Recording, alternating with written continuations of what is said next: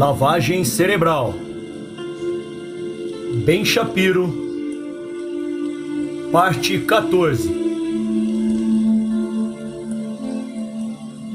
Porcos sionistas.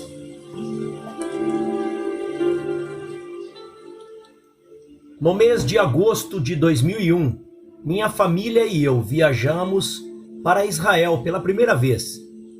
Fomos com um grupo de turismo e cruzamos praticamente o país inteiro, da ciência e exuberante vegetação de Samaria até o deserto estéril do Negev. A Bíblia tomou vida, esses lugares existiam mesmo. Visitamos o local onde Davi matou Golias.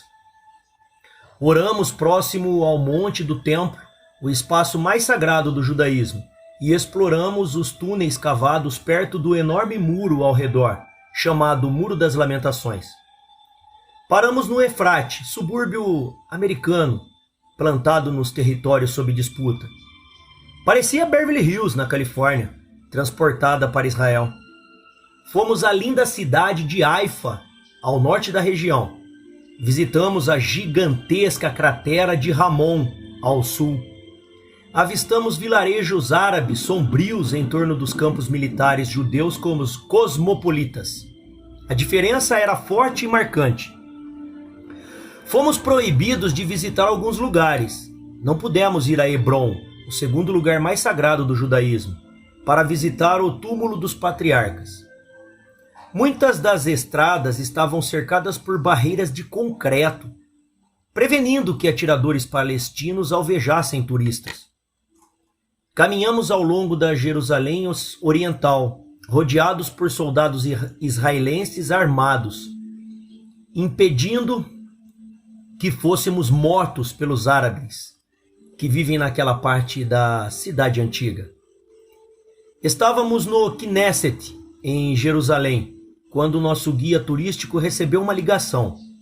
Um terrorista palestino havia se explodido em uma pizzaria Sbarros, em Jerusalém. Minha família e eu havíamos planejado estar naquele exato local 2 horas mais tarde daquele mesmo dia. Outros não tiveram tanta sorte. 15 pessoas foram mortas e outras 132 ficaram feridas. Muitas sofrendo de ferimentos graves, parafusos dentro do corpo, pregos alojados no cérebro, membros do corpo dilacerados. Shoshana Greenbaum, uma professora de Los Angeles, e seu filho, ainda no útero, foram mortos naquele dia. A professora era filha única e a única esperança de netos para seus pais. O restante da viagem tornou-se solene. Todos estavam em perigo. Meu pai e eu vigiávamos homens de aparência árabe carregando bolsas ou usando casacos pesados. Toda vez que víamos um soldado das forças de defesa de Israel carregando uma arma, respirávamos aliviado. Quando fomos comer no Burger King, na rua Ben Yeshuda, sentamos no andar de cima, caso um homem-bomba se explodisse no andar de baixo. Estar em contato tão próximo com um país cercado de conflitos me deixou absolutamente consciente do sentimento anti-israelita enviesado entre os professores universitários quando voltei. Desde o 11 de setembro, o antissemitismo tem crescido incontrolavelmente nas universidades. Criticar Israel não torna alguém antissemita. Criticar a própria existência de Israel e defender medidas que o destruirão, criticar o sionismo, faz de alguém sim antissemita. Discriminar Israel e levar os padrões para Israel, forçar Israel a agir sem consideração pela autopreservação, é sim antissemitismo. Como Martin Luther King tão sucintamente afirmou publicamente na Universidade de Harvard em 1968. Quando criticam os sionistas, eles se referem aos judeus. E isso é antissemitismo. O antissemitismo nas universidades tem piorado tanto que em 17 de setembro de 2002, o presidente de Harvard, Lawrence Summers, falou aos alunos em um culto de oração matinal na Memorial Church. Hoje falo não como presidente da universidade, mas como um membro preocupado de nossa comunidade sobre algo que nunca pensei me preocupar tanto, a questão do antissemitismo. Summers afirmou. E ele continuou. Na verdade, fiquei pasmo durante meus anos no governo Clinton, percebendo que houve um grupo líder na economia que, embora judeu, passou desapercebido. Sem pensar muito a respeito, atribuí tudo isso ao progresso, a um crescimento do esclarecimento e da tolerância. Uma visão de que o preconceito está cada vez mais sendo deixado de lado. Uma visão de que, embora a política do Oriente Médio seja profundamente complexa e contenciosa, a questão do direito de um Estado judeu deve existir. Já havia sido superada de maneira positiva pela comunidade mundial. Mas hoje sou menos complacente e estou mais desconfortável porque há evidências preocupantes de uma retomada do antissemitismo global. E também por causa de alguns acontecimentos mais próximos de nós. É claro que as comunidades acadêmicas deveriam ser e sempre serão lugares com liberdade de expressão. E certamente há muito que ser debatido sobre o Oriente Médio. É muito sobre a política externa e a política de defesa de Israel. Pode e deve ser vigorosamente desafiado. Mas, embora o antissemitismo e as opiniões profundamente anti-israelitas sejam tradicionalmente encontrados entre os populistas de direita, de pouca educação, agora vemos opiniões profundamente anti-israelitas encontrando crescente apoio nas comunidades intelectuais progressistas. Pessoas sérias e reflexivas estão defendendo e promovendo ações cujas consequências são antissemitas, ainda que sem intenção.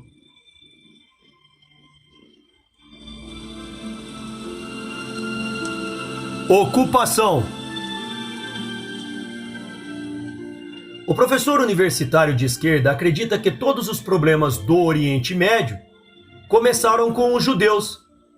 Muitos acreditam que, para começo de conversa, Israel é um estado ilegítimo, apesar da forte e consistente presença de judeus na terra por milhares de anos, e apesar da completa inexistência de qualquer governo chamado palestino. Mas o maior dos problemas é a ocupação territorial, executada por Israel na Guerra dos 6 Dias, em 1967, em que Israel foi atacado pelo Egito, Jordânia e Síria. M. Shahid Alam, professor da Northeastern University, explica a falsa versão acadêmica sobre a história de Israel. Cada vez mais, o mundo fora dos Estados Unidos entende que Israel não é um país normal. Israel surgiu em 1948 mediante a conquista e a purificação étnica de 800 mil palestinos. No entanto, não foi o suficiente. Em 1967, esse déficit foi corrigido, quando Israel, depois de derrotar o Egito, Síria e Jordânia, ocupou a Cisjordânia e o espaço de Gaza. Outra campanha menor de purificação étnica foi introduzida neste segundo período de conquistas. Purificação étnica? Onde estavam os sepultamentos em massa e as câmaras de gás? Porque os fatos concretos dizem outra coisa. Os fatos: 539 mil árabes deixaram a região. Líderes árabes disseram aos civis do seu povo, dentro de Israel, que deixassem a região. 68% desses árabes nunca viram um soldado israelense. Mas o mito da ocupação brutal continua, mesmo depois dos acordos de paz de Oslo, uma vez que, a partir de então, os palestinos na Cisjordânia e em Gaza têm vivido sob domínio primário de Yasser Arafat e sua Autoridade Nacional Palestina. Enquanto discutia a obra autobiográfica Narrative of the Life of Frederick Douglass, Narrativa da Vida de Frederick Douglass, um professor de inglês da UCLA comparou a tomada de Israel da Cisjordânia à escravidão negra nos Estados Unidos durante os séculos 18 e 19. Talvez eu tenha perdido essa parte da história, mas eu não vejo os palestinos trabalhando em campos de algodão, nem sendo chicoteados por seus donos israelenses. A comparação é um verdadeiro insulto ao trabalho pesado dos escravos negros. 149 artigos substanciais na Quarta Convenção de Genebra que protegem os direitos de cada um destes palestinos que vivem da Palestina ocupada. O governo israelense está atualmente violando, e desde 1967 tem violado praticamente cada um deles, afirma Francis Boyle, professor na Universidade de Direito da Universidade de Illinois. Antes dos olhos do mundo, Israel parece cada vez mais com a África do Sul. Zombou Fouad M. Mougrabi, professor na Universidade do Tennessee, em Chattanooga. Os sul-africanos negros migraram ou saíram da África do Sul porque sofriam muito sob um terrível regime branco de apartheid? Pergunta Moyad Hassouna, professor na Valdosta College, Geórgia. A Jordânia pertence aos jordanianos. A África do Sul pertence aos negros sul-africanos. E aos palestinos pertence ao seu país, a Palestina. Israel é ocupante agressivo da Palestina. A Palestina, por falar nisso, estende-se do Rio Jordão ao Mar Mediterrâneo. O professor Hassouna está, na verdade, defendendo a completa destruição do Estado de Israel. Israel deve parar de abusar dos direitos dos palestinos. Afinal, está colocando em perigo seus próprios cidadãos com uma ocupação tão brutal. Aconselhou Nancy Kenwisher, professora na Universidade de Harvard, durante uma longa palestra entre Harvard, Instituto de Tecnologia de Massachusetts, MIT. Não é loucura também considerar que as atuais políticas israelenses estão nos colocando em perigo aqui nos Estados Unidos? Você captou a linguagem? Israel está nos colocando em perigo, provocando ataques palestinos. E a autodefesa de Israel está nos colocando em perigo nos Estados Unidos. Na UC Berkeley, Snehal Shingavi causou tumulto nacional depois de iniciar uma aula de inglês intitulada A Poética da Resistência Palestina. A descrição original do curso diz o seguinte, abre aspas: A brutal ocupação militar israelense da Palestina, em curso desde 1948, tem sistematicamente deslocado, matado e mutilado milhões de palestinos. E, no entanto, debaixo do peso brutal da ocupação, os palestinos ainda assim têm produzido sua própria cultura e poética de resistência. Essa aula examinará a história da resistência e como é narrada pelos palestinos, dando a compreender os eventos que envolveram a Intifada. As aulas partem do direito dos palestinos de lutar por autodeterminação. O pensador conservador é convidado a procurar outro lugar. Fecha aspas. Assim que fizeram chover críticas em Berkeley, a universidade alterou a descrição do curso. Extraíram somente a última frase. O resto continuou basicamente o mesmo. Quanta imparcialidade!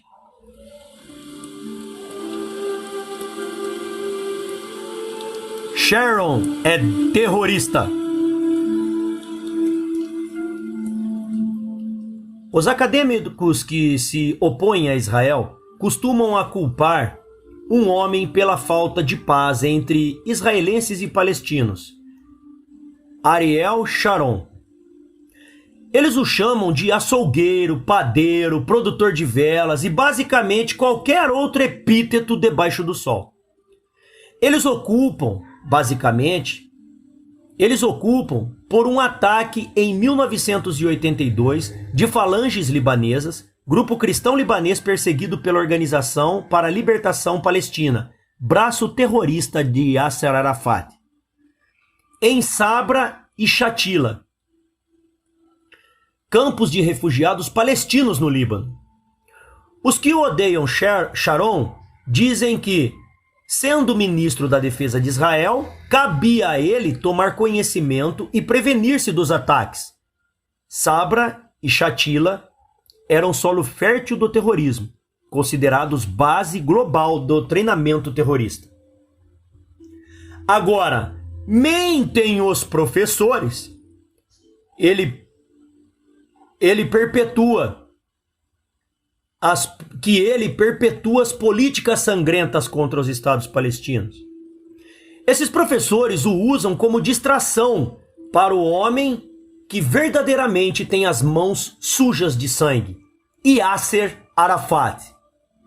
Eles ignoram que Sharon foi eleito depois que começou a última intifada palestina e que Arafat havia negociado com Yitzhak Rabin, Shimon Peres, Benjamin Netanyahu e Ehud Barak, antes mesmo que Sharon fosse primeiro-ministro. Rashid Khalid, professor na Universidade de Chicago, compara o governo eleito da coalizão do Likud, liderado por Sharon, com o grupo assassino e terrorista palestino Hamas. Ambos os extremos, os extremistas que governam Israel e o atual governo israelense e o Hamas acreditam profundamente em um olho por olho e dente por dente. Logo, teremos mais banho de sangue, afirmou no NewsHour de Jim Larry. Sharon encarrega a responsabilidade criminal por alvejar e matar líderes terroristas conhecidos, de acordo com o professor Richard Falk, da Universidade de Princeton. Falk vai além. Ele também chama o ex-primeiro-ministro trabalhista e apaziguador compulsivo Ehud Barak de criminoso de guerra. Não há meios de agradar o professor Falk? Colin Flint, professor na Universidade Estadual da Pensilvânia, faz um jogo de equivalência moral, fingindo que o histórico terrorista de Arafat é comparável ao histórico militar de Sharon. É imparcial demais focar no passado terrorista de Arafat. Ele suspira. Uma vez que também temos o suposto envolvimento de Sharon com crimes de guerra passados. Ele acabou de ignorar a palavra suposto. Ou é eu que não entendi direito?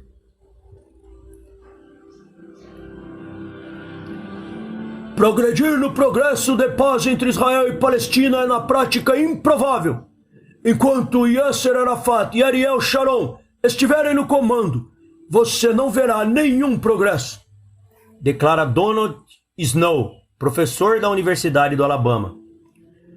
Louis Krisberger, professor na Universidade de Syracuse, culpa Sharon e Arafat. Ambos são inimigos inúteis, um para o outro, afirma o professor. Arafat tem ocupado o comando de seu distrito eleitoral por 39 anos. Sharon está no comando há menos de 3. Em 39 anos nunca houve paz. O obstáculo à paz é Sharon ou Arafat?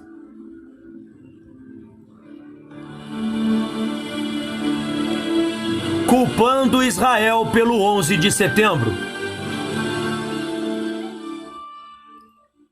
Muitos professores e intelectuais de esquerda alegam que o culpado pelos conflitos dos Estados Unidos com o Islã militante é o apoio americano a Israel, ignorando que é Israel que é a única verdadeira democracia no Oriente. Esses professores dizem que a fúria dos árabes gerada pela agressão israelense foi que causou o 11 de setembro. Mentira! Os regimes do Oriente Médio odiariam os Estados Unidos mesmo que Israel fosse destruído. Mas a verdade não é obstáculo para os viés dos intelectuais. O público americano agora está acordando para quanto custa relacionar-se com Israel, afirmou Yehuda Lukács, professor na Universidade George Mason, depois do 11 de setembro. Errado! O 11 de setembro acordou os americanos para o custo de um relacionamento com a Arábia Saudita e com o Egito. Poucas horas depois do 11 de setembro, Jean Lea, professora da Universidade do Sul do Mississippi, culpou o apoio americano a Israel pelos ataques. Os Estados Unidos têm se identificado bastante com o atual regime de Israel, Sharon, e com sua colonização e com sua presença na Jerusalém Oriental, e com seu uso do militarismo e em assassinatos políticos, e com seus ataques aéreos. Ela expôs. James J. Blight, professor na Brown University, argumenta de maneira parecida.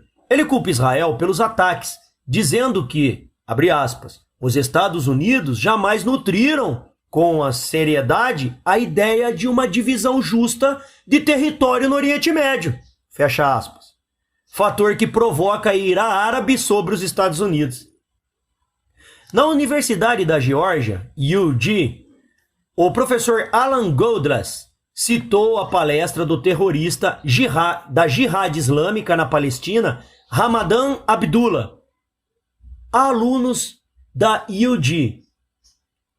Seu intuito era explicar as causas do 11 de setembro. Uma das 4 causas que ele citou foi: adivinhou? O fato dos Estados Unidos apoiarem a privação de palestinos do direito de autodeterminação. Nada como engolir todo o lixo que os terroristas estão vendendo. Maizan Al-Fakuri, professora na Universidade de Georgetown, engole todo esse besteirol. Ela diz que os terroristas do 11 de setembro estavam frustrados com a expropriação e morte de palestinos mantidos em campos de refúgio, que mais se pareciam com campos de concentração por 50 anos, onde nascem, vivem e morrem, sem qualquer esperança de uma vida normal ou de retornar às suas casas e às suas terras. Quando questionado especificamente se estava se referindo ao apoio americano a Israel como causa do 11 de setembro, Al-Fakuri respondeu: em primeira instância, sim, os Estados Unidos continuam afetando qualquer resolução das Nações Unidas que se refira ao assunto. Dessa forma, e ao fornecer apoio financeiro e militar ao Israel, essas ações tornam-se culpadas aos olhos dos muçulmanos por aquilo que Israel está fazendo. Israel cometeu e ainda comete atos de terrorismo, e aqueles que o ajudam são muitos vistos como tão culpados quanto o próprio Israel. É melhor ficar de olho nessa mulher. Ela parece não ter aversões por aviões se chocando contra prédios. Osama Bin Laden aprovaria esses professores. Afinal de contas, eles promovem sua agenda.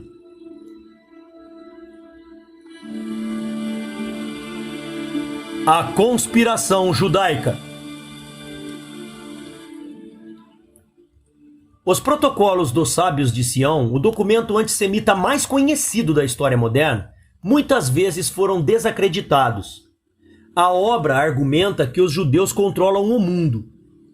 Não há uma conspiração judaica sobre o mundo, mas muitos professores ainda acreditam em uma conspiração política judaica americana para sequestrar o governo, influenciando oficiais do governo em direção a políticas pró-Israel. Nosso presidente continua a fazer declarações infundadas e ambíguas, enquanto o Congresso continua em amplo território ocupado. Acusa Joy B. Nylands, professor na UC Berkeley. A Palestine Chronicle, organização e periódico fortemente antissemita, afirma que seu propósito é expor a forte influência de um grupo judeu americano sobre o governo, mídia e instituições.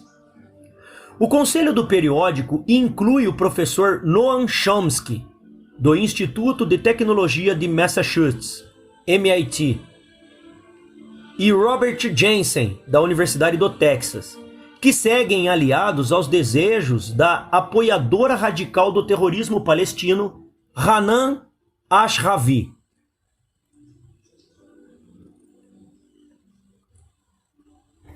Toda figura política americana de presença notória, não importando se é um ativista num pequeno distrito ao norte do estado de Nova York ou se é um candidato à presidência, precisa até hoje declarar-se partidário incondicional de Israel, por causa do poder do lobby israelense, disse Edward Said recentemente.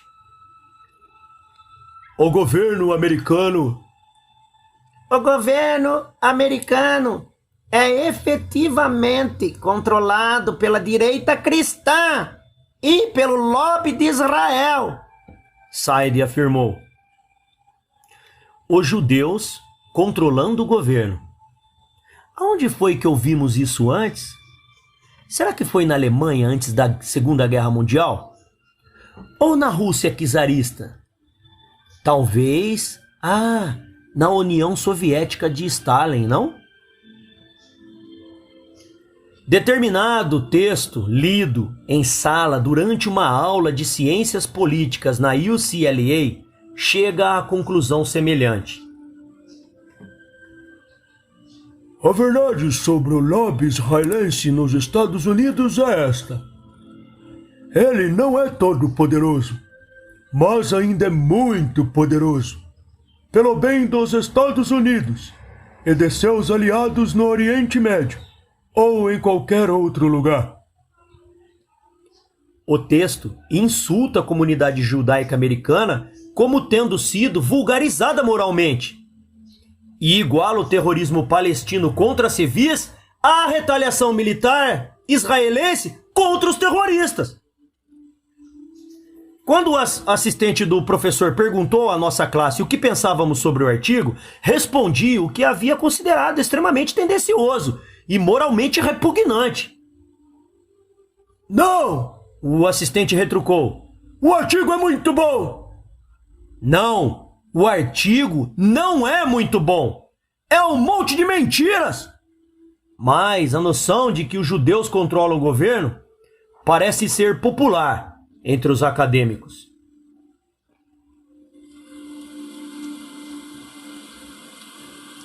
Hamas, Jihad Islâmica e outros grupos universitários.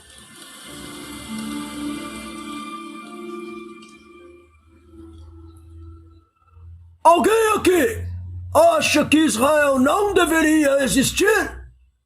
Que a posição extremista representa aquilo que é certo e moralmente válido?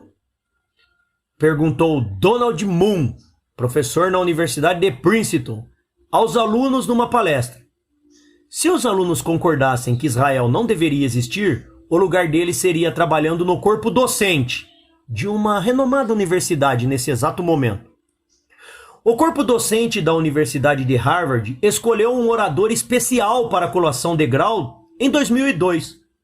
Seu nome? Zayed Yassin. E seu discurso de formatura intitulava-se Minha Jihad Americana. Yassin insistiu que a jihad, mencionada em seu discurso, se referia à luta espiritual contra a impiedade e que ele a discutia para recuperar a palavra jihad, da maneira como tem sido deturpada e abusada. O professor Richard Thomas, presidente do comitê que selecionou Yassin, defendeu sua escolha. É atrativo, visto que começou com a perspectiva pessoal de um muçulmano americano questionando se consegue se encaixar como americano e como muçulmano. E então expandiu essa ideia para incluir todos nós no quesito da luta que tal causa promove e incita todos nós. Olhemos mais de perto e vejamos quão anti-jihad o Sr. Yassin é de fato. Em novembro de 2000, os alunos muçulmanos e árabes de Harvard promoveram um jantar a fim de levantar recursos universitários para beneficiar as instituições de caridade da Autoridade Palestina. As instituições de caridade eram a Holy Land Foundation, HLF, e o Palestinian Red Crescent, PRC, ambas partidárias de grupos terroristas como o Hamas. O levantamento de recursos foi condenado pela Sociedade Islâmica de Harvard e pela Sociedade de Alunos Árabes. O presidente da Sociedade Islâmica de Harvard era ninguém menos que... quem? Zayed Yassin.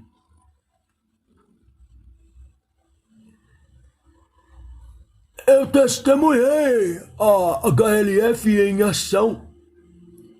Eram muito profissionais. Nunca ouvi algo ruim sobre eles. Disse assim. O melhor delas é que elas são completamente transparentes e mostram claramente para onde seu dinheiro vai, é claro.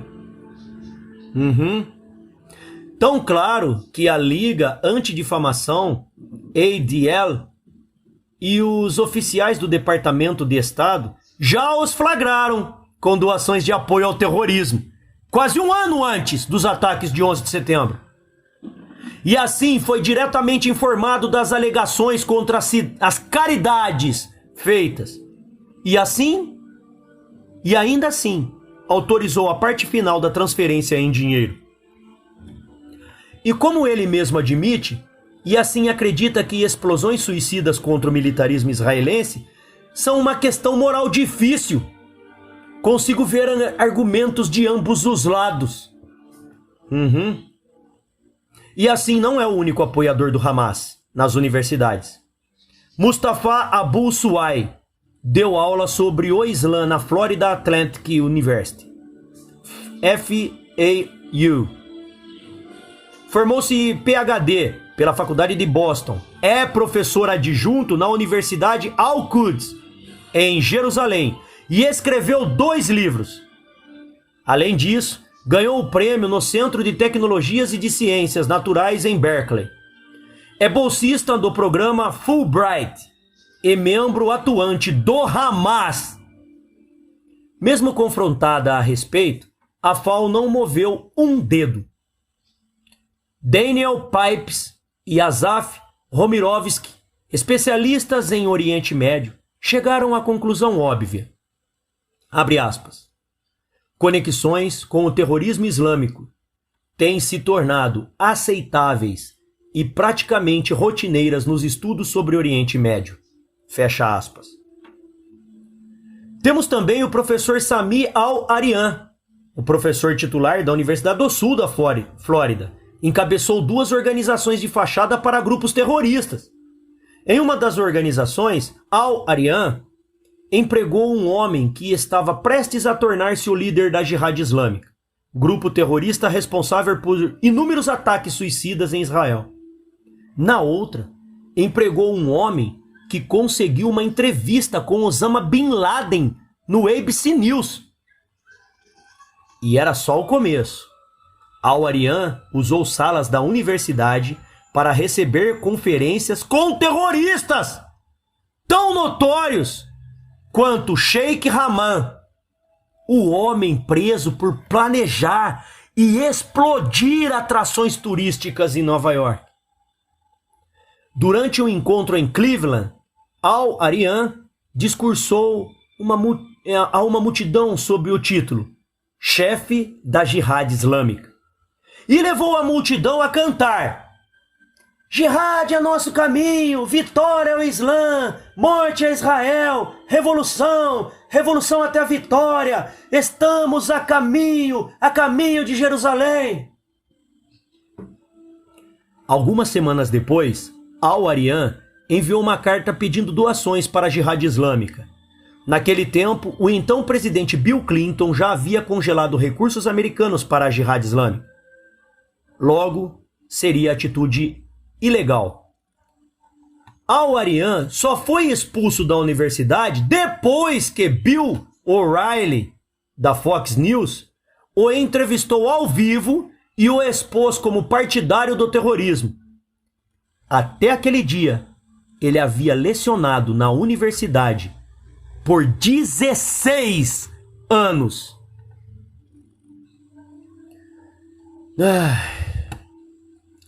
Naturalmente, os colegas de Al-Arian o apoiaram. O Conselho Universitário da Universidade do Sul da Flórida recusou a medida do presidente da universidade, Yud Genschaft, que demitira Al-Arian. Segundo o relato do St. Petersburg Times, a maioria dos conselheiros ficou ao lado de Al-Arian. A minoria moral ficou justamente ultrajada. Se perdoarmos isso, o que acontecerá em seguida? Questionou Joseph Coase, nervoso e atordoado, que leciona no curso de formação de oficiais do exército. O cunhado de Al-Arian e ex-colega do corpo docente da Universidade do Sul da Flórida, o professor Mazen Al-Najjar, não teve a mesma sorte de Al-Arian. Al-Najjar foi detido pelo Departamento de Imigração dos Estados Unidos por exceder em 20 anos seu visto de estudante e depois acusado pelo Departamento de Justiça de ter conexões com grupos terroristas, com a Jihad Islâmica em particular. Apesar das habilidades do seu defensor, David Cole, professor na Universidade de Georgetown, Al-Najjar não conseguiu sair do anzol. O Departamento de Imigração fez seu trabalho e Al-Najjar foi deportado dos Estados Unidos para um país não identificado em agosto de 2002. M. Shahid Alam, professor na Northeastern University, chocou o país com sua fervorosa defesa do terrorismo palestino. Em uma coluna escrita para o periódico egípcio em língua inglesa, Al-Haram, Alam escreveu, abre aspas, resistência é um direito palestino, como foi direito de todos os povos, Sikh, colonizados, que enfrentaram a expropriação. Por necessidade, a expropriação é implementada por força e segue que a resistência ao colonizador também deve ser violenta. A pergunta, portanto, não é porque os palestinos resistem, nem porque resistem por meios violentos. Há uma pergunta diferente perante a consciência global. Por quê? Temos, por 50 anos, abandonado o povo palestino para lutar suas batalhas sozinho, cercados por um colonizador contra o qual não consegue resistir só. Fecha aspas. Colegas do corpo docente da Northeastern ou manifestaram fracas repreensões a respeito ou tentaram se esquivar. Stephen Kane objetou como fraco vigor, dizendo: estou nervoso, mas também entendo sua frustração. Porém, acredito que seus argumentos, seu raciocínio e comportamento ácido são inaceitáveis. O presidente da universidade não o condenou, mas considerou que aquela era a visão pessoal de Alam acerca do assunto. Saia daqui, sionista! Sionistas não são bem-vindos na universidade. Tudo bem ser culturalmente judeu, e até toleram de modo contrariado a pessoa religiosa, mas basta afirmar que Israel tem o direito de defender-se e pronto, você tá lascado. Certo aluno da UCLA me enviou o seguinte e-mail, abre aspas, há uma hostilidade geral por qualquer coisa relacionada a Israel ou aos judeus dentro da universidade, vinda de todos os tipos de pessoas. Fui aconselhado a lhe encaminhar esse e-mail, enviado primeiramente por um dos assistentes do meu professor, que é um muçulmano persa, para a classe toda. Esse indivíduo constantemente utilizava tempo de aula para impor implacavelmente suas ideias sobre Israel, e se irritava ferozmente contra qualquer tentativa de alunos que fossem contra as suas opiniões, já fechadas. Outros alunos, mesmo aqueles um tanto isentos, consideravam-no extremamente avassalador nas opiniões sobre Israel e na autoridade sobre as nossas notas. Embora todos tivessem medo de dizer alguma coisa ou de trazer algo à atenção do professor, muitos ficaram incomodados com a sua conduta. Fecha aspas. O e-mail encaminhado pelo aluno era assombroso. A assistente do professor, Mona, encorajou seus alunos a irem ao comício que estava por acontecer com a chamada: sem ocupação, sem terrorismo, sem guerra, e sugeriu que os alunos lessem obras de autores amargamente anti-Israel, como Howard Zinn, Noam Chomsky, Angela Davis, David Barsamian e Lyndon LaRoche. Mona também sugeriu que os alunos votassem em LaRoche em sua tentativa pela presidência. Talvez o melhor exemplo da atitude anti-sionista nas universidades seja contrastar o tratamento da UC Berkeley ao ex-primeiro-ministro israelense Benjamin Netanyahu com o tratamento da Colorado College, dado ao radical porta-voz palestino Hanan Ashravi. Em 28 de novembro de 2000, Netanyahu foi escalado para falar na Universidade da Califórnia em Berkeley. 2.000 pessoas compraram ingressos para ouvir o ex-primeiro-ministro palestrar sobre o conflito árabe-israelense.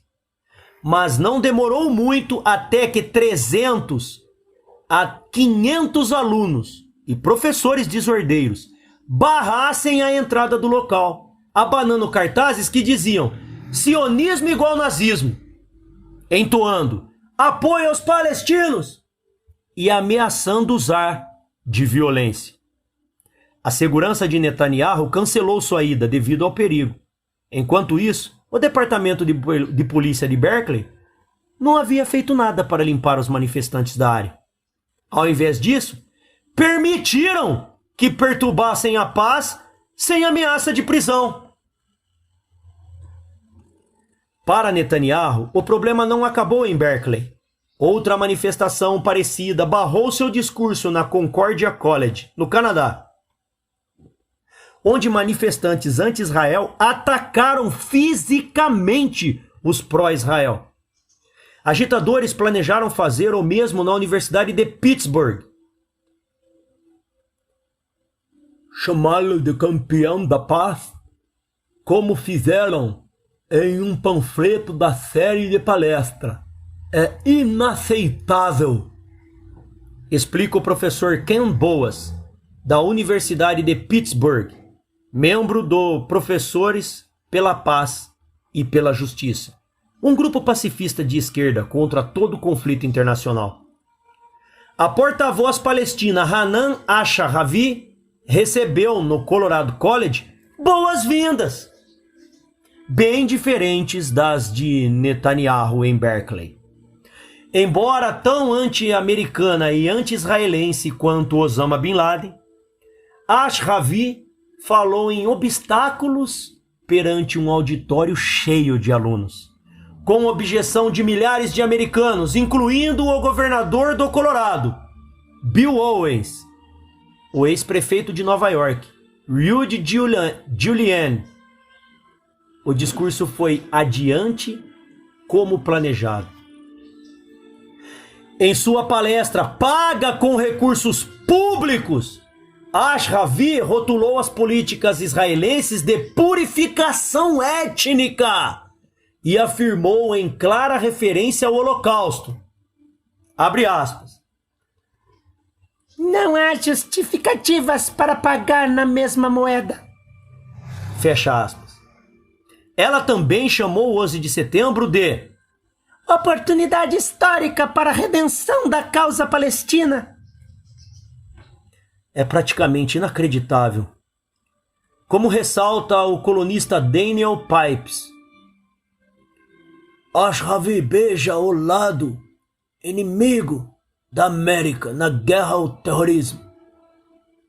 Por exemplo, enquanto o governo americano designa formalmente o Hamas como um grupo terrorista, Ashravi afirma que não considera o Hamas um grupo terrorista.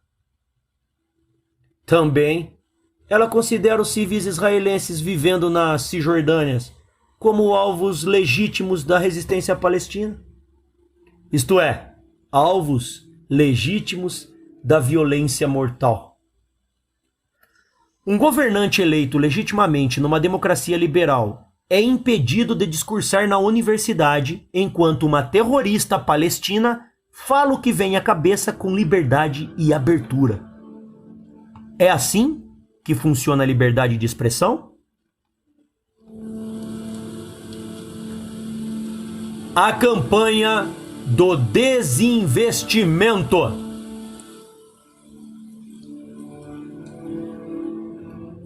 Faz muito tempo que se levanta uma campanha nas universidades para desinvestir do Estado de Israel. Por desinvestimento, os proponentes desse levante afirmam que as universidades deveriam tirar seu dinheiro de companhias que investem na economia israelense. O movimento está ganhando cada vez mais força à medida que mais e mais professores extremistas entram na jogada. O movimento começou na Universidade Estadual de Illinois, onde o professor Francis Boyle pediu que cessassem os investimentos em Israel enquanto o país não saísse da Cisjordânia e de Gaza, aceitasse que a Palestina tem o direito às terras e parasse de se defender. A Universidade de Howard e o Instituto de Tecnologia de Massachusetts, MIT, imediatamente entraram no jogo. 55 membros do corpo docente do MIT assinaram a petição e 75 membros do corpo docente de Harvard fixaram seus nomes no documento de repúdio. A Universidade de Princeton fez o mesmo, com 43 professores assinando a petição de desinvestimento, culpando Israel pela intifada e o condenando por violar os direitos humanos palestinos. As universidades Columbia, Barnard fizeram o mesmo, e 107 membros do corpo docente assinaram a petição em janeiro de 2004. A Universidade de Massachusetts também entrou no bonde do ódio ao povo judeu. 45 membros do corpo docente assinaram a petição em janeiro de 2004. Por volta de outubro de 2002, as petições por desinvestimento já haviam se espalhado para 40 universidades. O centro deste movimento é o sistema da Universidade da Califórnia. O enorme montante de 223 membros do corpo docente havia assinado a petição de desinvestimento da UC em outubro de 2003, incluindo 96 da UC Berkeley. Ô João, pega uma água para mim, fazendo um favor. Obrigado. Em outubro de 2003, incluindo 96 da UC Berkeley, 15 da UC Davis, 14 da UC Irvine, 13 da UCLA, 7 da UC Riverside, 32 da UC San Diego, 5 da UC São Francisco, 16 da UC Santa Bárbara e 23 da UC Santa Cruz. A retórica dos professores é simplesmente tão antissemita quanto seu apoio ao desinvestimento. O desinvestimento tem o poder de falar alto contra as invasões de Israel, os domínios ilegais e a destruição sistemática da sociedade civil palestina, declara Karen Brudkin, professora na UCLA. A opressão gera terrorismo. E isso é exatamente o que o governo de Israel tem feito e continua a fazer, balbucia Igoshushi Kaloshian, professor na UC Riverside, na declaração institucional do corpo docente pelo site da campanha de desinvestimento projetada pela UC.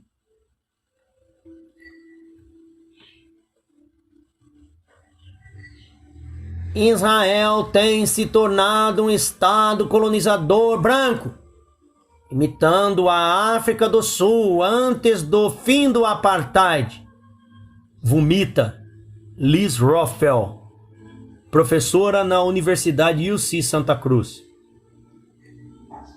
A ocupação de Israel na Palestina e a destruição dos direitos humanos e da democracia são atos tão severos quanto a dizimação do povo sul-africano. Concorda Daniel Boyarin, professor na UC Berkeley. O apoio financeiro e militar americano fornece a Israel 10 milhões de dólares por dia.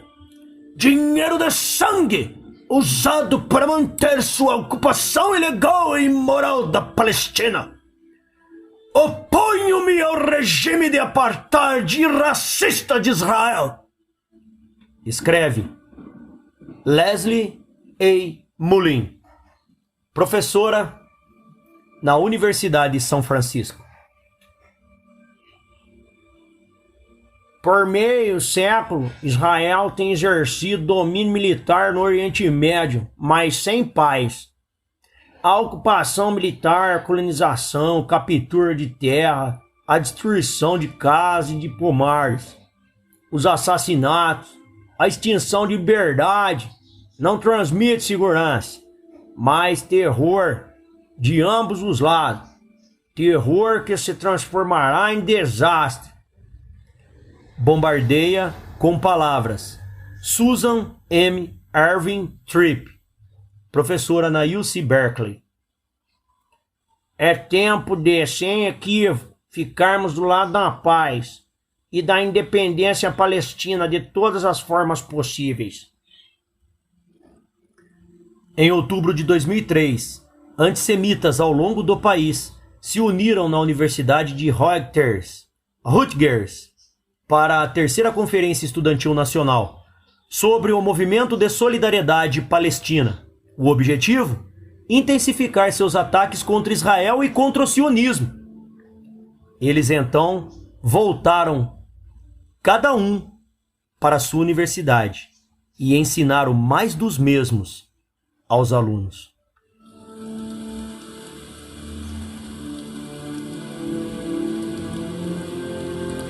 Judeus que se odeiam.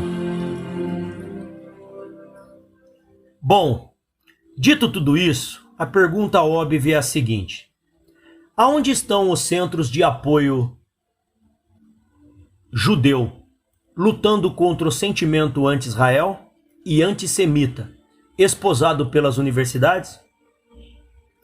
A resposta: muitos estão lutando ao lado dos inimigos dos judeus. Na UCLA, o suposto chefe da comunidade judaica é um defensor do terrorismo palestino. Chaim Sadler Feller é o que lidera a UCLA Hillel, maior comunidade universitária de judeus dos Estados Unidos. Ele também é professor de sociologia e ativista fanático do Peace Now, movimento que se alia a palestinos contra Israel. O colunista Avi Davis descreveu Sadler Feller como bastião das causas liberais e esquerdistas de Los Angeles, homem que organiza conferências envolvendo grupos que vomitam as mais pútridas retóricas antissemitas, anticionitas e duras críticas a qualquer governo de direita, seja israelense, seja americano. A descrição de Davis acerta na mosca. Em um memorial pelas vítimas do Holocausto, Sadler Feller falou a uma multidão de alunos comparando o tratamento israelense para com os palestinos ao tratamento que os nazistas davam aos judeus. Só porque os judeus foram vítimas no Holocausto, ele disse, não significa que tenham a liberdade de fazer vítimas. Que desgraçado. Em 29 de maio de 2002, o colunista e apresentador de programa de entrevista, Dennis Prager, falou sobre Israel a um público de mais ou menos 200 membros da comunidade da UCLA. Em sua fala, explicou por que Israel tem o direito de se defender contra o terrorismo palestino e discutiu a história do Estado de Israel. Sadler Feller, crítico ferrenho de Prager, o havia apresentado ao público. Depois da fala de Prager, Sadler Feller pegou o microfone, questionou a honestidade de Prager e de seus argumentos, afirmando-lhe que estava exagerando a defesa em favor de Israel. Mas ainda tinha mais por vir. Sadler Feller escreveu uma carta ao editor do Daily Bruin, explicando sua posição. Abre aspas. Os palestinos ainda estão lutando para conseguir total liberdade e atualmente vivem sob a dupla opressão da domínio estrangeiro, os israelenses, e da domínio corrupto e antidemocrático de Arafat, aqueles de nós que estão no movimento de paz judeu-israelense têm dito por anos que é essencial reconhecer que o palestino é o casa dos palestinos. Fecha aspas. Era para esse homem ser um guia para os alunos judeus na UCLC. Que fracasso! Outro professor na UCLA, Gabriel Peterberg, também odeia Israel, exigindo que Israel se renda às exigências palestinas, ignorando os contínuos atos de terrorismo contra os civis israelenses. Ele chama o controle de Israel sobre a Cisjordânia de apartheid e sugere um Estado binacional como solução para o conflito. Na porta de seu escritório há uma placa que diz: "Acabe com a ocupação". Não dá para entender. Ele fala do tratamento de Israel para com os palestinos. Peterberg afirma ter vergonha de ser um cidadão israelense. A UCLA contratou Peterberg diretamente de Israel para vir e fazer uma lavagem cerebral nos alunos. Pergunto: é uma surpresa?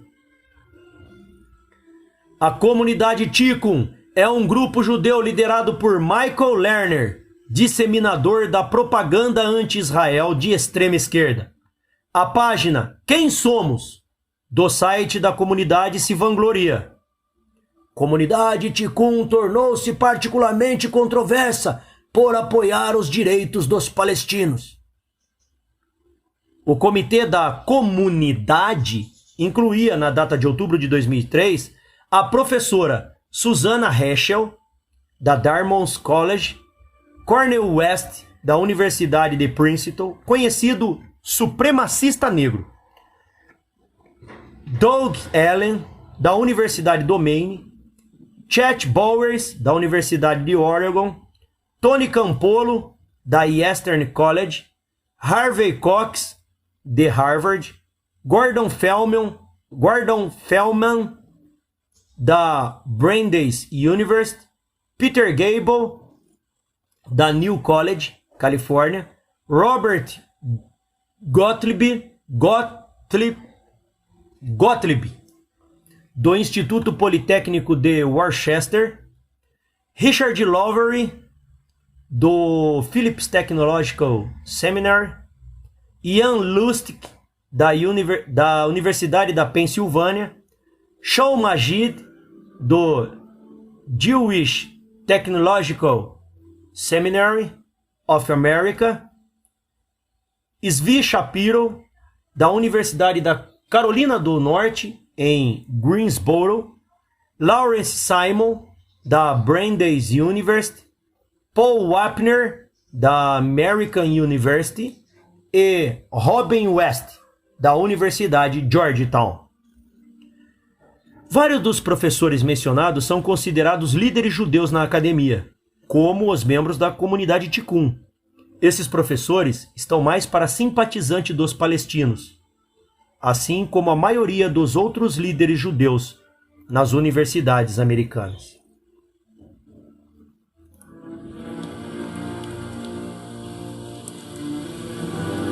Mobilizando-se contra Israel.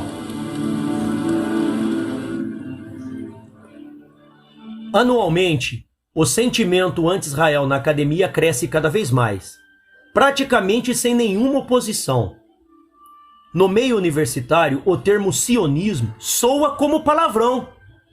Pesquisas mostram que, embora o público em geral americano se incline a simpatizar mais com os israelenses do que com os palestinos, 48% contra 15%, segundo pesquisa da CBS News, em abril de 2002. Entre os alunos universitários, a aprovação de Israel cai, por volta de 35% contra 22% a favor dos palestinos, sendo 6% o número de que se solidariza com ambos os lados. Em faculdades particulares e faculdades do Nordeste dos Estados Unidos, a defesa dos alunos se concentra sobre os palestinos.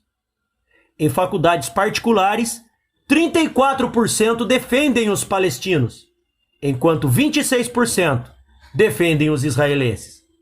No Nordeste, 36% defendem os palestinos, enquanto 23% defendem os israelenses. Em 14 de maio de 2002, Robert Fisk, colunista já conhecido por ser anti-Israel e anti-americano, escreveu um artigo intitulado "Por que John Malkovich quer me matar?". No texto, Fisk citou Judea Pearl, professora na UCLA, que havia chamado Fisk de propagador do ódio. Naturalmente, o artigo chamou a minha atenção. O professor da UCLA apoiando Israel? Que coisa rara! Então enviei um e-mail para o professor Pearl, perguntando se poderia entrevistá-lo em uma das minhas colunas. Ele não queria me conceder a entrevista, pois eu estava se esforçando para evitar a grande mídia. Ele, estava se esforçando para evitar a grande mídia, mas disse que pensaria no caso. Agora, antes de pensar a respeito, ele me escreveu: "Permita-me elogiá-lo pela coragem de apresentar o ponto de vista israelense no meio universitário. Eu já estava desistindo de encontrar alunos corajosos na UCLA, especialmente no Departamento de Ciência Política." Naquele dia, eu não fazia ideia, mas o professor Pearl era o pai de Daniel Pearl, o repórter do Wall Street Journal brutalmente assassinado por islâmicos fanáticos no Paquistão. Depois de proclamar sua identidade judia e sua conexão estreita com Israel, a garganta de Daniel Pearl foi cortada pelos terroristas.